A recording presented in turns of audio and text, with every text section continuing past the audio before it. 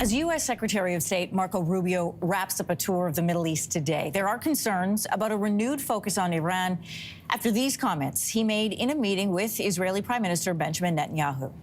The common theme in all of these challenges is Iran. It is the single greatest source of instability in the region. Behind the Washington Post is reporting that new U.S. intelligence findings show Israel may be planning an attack on Iran's nuclear program this year. For a closer look at what this could mean for the region, we're joined by retired Major General David Fraser, CTV News military expert. Good morning. Good morning. Good to be with you, Anne-Marie. So Prime Minister Netanyahu said on Sunday he wanted to, quote, finish the job when dealing with Iran. So how is support from U.S. President Donald Trump now changing Israel's approach to Iran? Well, I think, quite frankly, what we've seen between the Israeli Prime Minister and Donald Trump, there's a huge bromance going between these two leaders. And the fact that, Trump is a huge supporter and his bold plan for Gaza gives Israel the opportunity to take on Iran in a way they've not been able to do for decades. And also add to that, is the emerging role of Saudi Arabia. So, I mean, the power in the Middle East is shifting, and it's going against Iran, which is already weakened. What has the response from Iran been? Well, Iran has already stated that they'll defend themselves if they have to. They're going to push back on Israel. For this, in what we might look at in the future is if this ever did happen, would be a lot more terrorist attacks throughout the region for Iran trying to reestablish itself after a very devastating operations with the loss of Hamas and Hezbollah. Well, as we know from past experience, when there is an attack of one sort, there's also a counterattack or retaliatory measures. There are U.S. intelligence reports that Israel intends to strike Iranian nuclear facilities this year. That came both to the Biden administration, the outgoing Biden administration, and the Trump administration. How likely, then, in your opinion, is this to happen? Well, I think under the Biden administration, there is probably going to be a lot of resistance to that by Israel, just because of the reaction of what Iran could do. But I think under the Trump administration, the likelihood of Israel attacking is going to go up.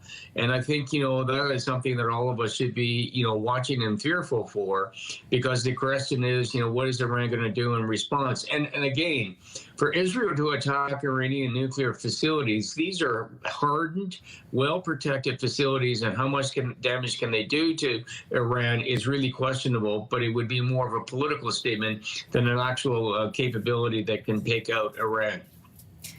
So then Saudi has expressed interest now in playing a mediator role between the U.S. and Iran over this new deal to limit Tehran's nuclear program. Why would Saudi Arabia want to get involved? Well, Saudi Arabia wants to become, the power broker for the region. I mean, they were starting to, exert themselves before the attack by Hamas with a potential relationship with Israel. That was put on hold, and now look what they're doing. They're mediating. They've got good relations with Russia.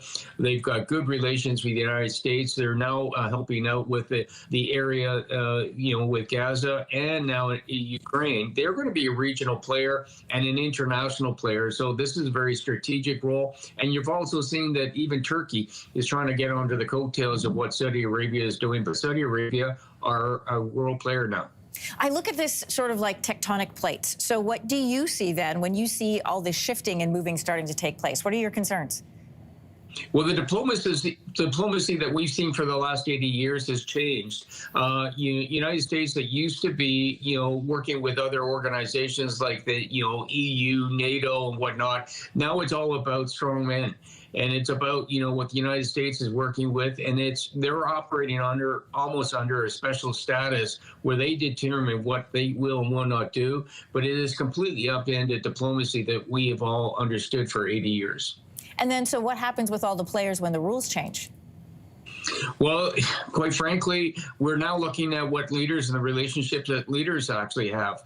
The leadership between Trump and Saudi Arabia, between Israel, between Russia, and organizations like the EU and NATO, whatnot, seem to be pushed in the back, and Trump will inform them what solutions are, including in places like Ukraine. So this is a complete new diplomatic relationship, and everyone's going to have to rewire to the Trump agenda.